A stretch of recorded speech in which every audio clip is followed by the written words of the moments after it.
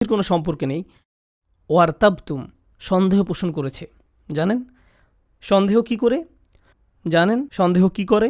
সন্দেহ প্রথমে তাদের ইসলামের গণ্ডি থেকে বের করে দিবে। তারা এভাবে নিজেকে সান্ত্বনা দিবে, এটা তো আসলে পুরোপুরি সত্য না। সুতরাং এটা না মানার কারণে আমার খারাপ অনুভব করার দরকার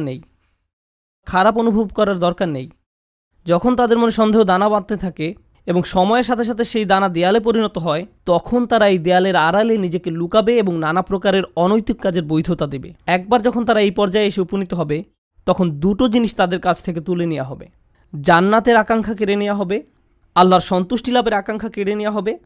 অন্তরে সেই বিশেষ নূর ধারণ, স্পৃহা, এইসব কিছু চাওয়ার বাসনা হারাবে। তাদের এই দুনিয়াতেই সেটা নেই। যে লোক আল্লাহর নিকট থেকে সেই সফলতা পেতে চায়, আল্লাহ তাদেরকে এই দুনিয়াতেই তা দিবেন, কিন্তু সেই আকাঙ্ক্ষা তো এখন আর অবশিষ্ট নেই। তাদের এই সম্পর্কে সন্দেহ রয়েছে। 2 নাম্বার, জাহান্নামের ভয় হারাবে। এই দুইটা জিনিস তারা হারাবে। আল্লাহ